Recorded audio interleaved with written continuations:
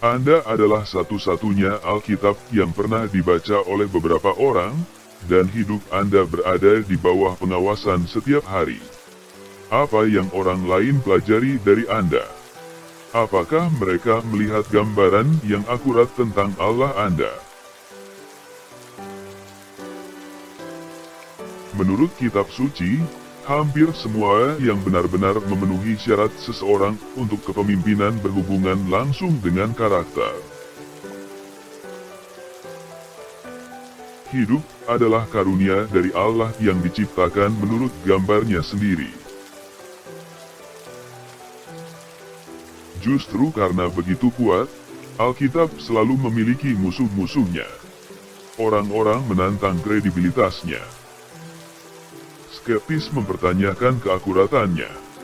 Revisionis moral mendepresiasi ajarannya. Kaum liberal agama memperdebatkan karakter supranaturalnya. Pemuja memelintir maknanya. Efektivitas kepemimpinan diukur dari segi pengaruh. Ketika Anda melihat pengaruh seseorang tercermin begitu mendalam dalam kehidupan orang lain, Anda telah mengidentifikasi seseorang yang menurut definisi adalah seorang pemimpin. Pada dasarnya hanya ada dua jenis agama di dunia, yang didasarkan pada pencapaian manusia dan yang didasarkan pada pencapaian ilahi. Seseorang mengatakan Anda dapat memperoleh jalan Anda ke surga, yang lain mengatakan Anda harus percaya kepada Yesus Kristus saja. Di mana dosa telah dihapus, kematian hanya dapat mengganggu kehidupan duniawi dan mengantar ke surga. Semua dosa diakibatkan oleh kegagalan untuk bertindak dalam iman.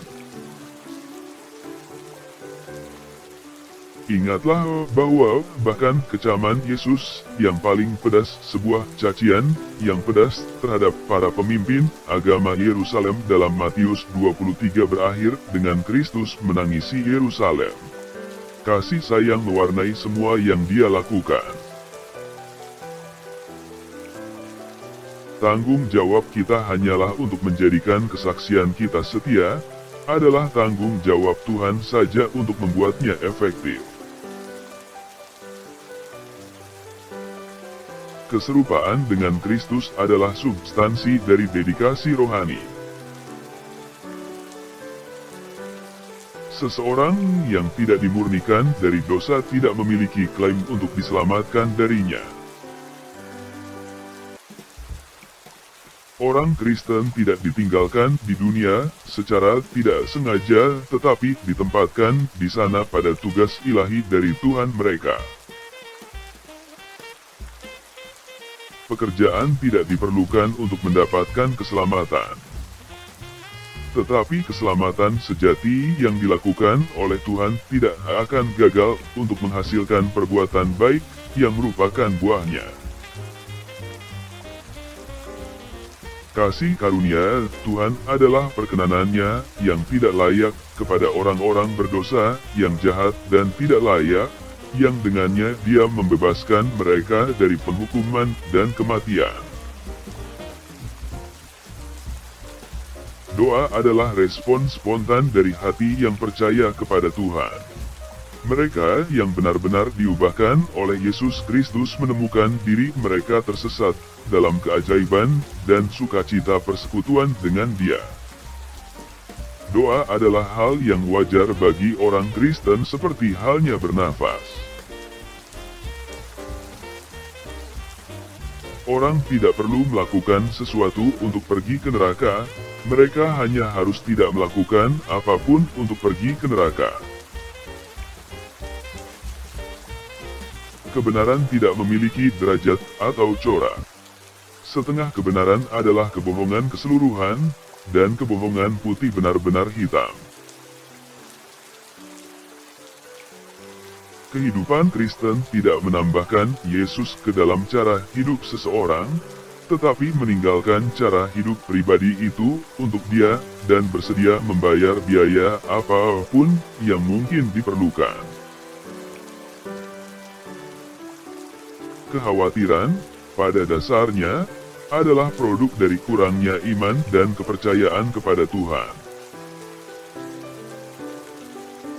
Karunia rohani adalah kemampuan yang dirancang secara supranatural yang diberikan kepada setiap orang percaya yang dengannya Roh Kudus melayani tubuh Kristus.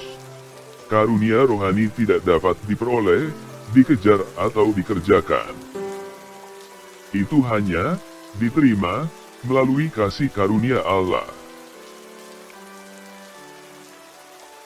Tuhan dapat bekerja damai melalui kita hanya jika Dia telah bekerja damai di dalam kita. Mereka yang berada dalam keadaan terbaik, tetapi tanpa Tuhan tidak akan pernah dapat menemukan kedamaian, tetapi mereka yang berada dalam keadaan terburuk, tetapi dengan Tuhan tidak perlu kekurangan kedamaian. Kemurahan hati tidak mungkin terlepas dari kasih kita kepada Allah dan umat-Nya. Tetapi dengan cinta seperti itu, kemurahan hati tidak hanya mungkin tetapi juga tak terhindarkan.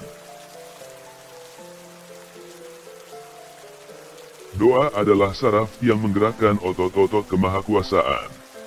Doa bukanlah latihan dalam kesia-siaan karena kehendak Tuhan akan dilakukan dalam hal apapun. Doa adalah sarana yang dengannya kehendak Allah dilaksanakan. Pembenaran adalah fakta yang lengkap bagi orang percaya, itu bukan proses yang berkelanjutan.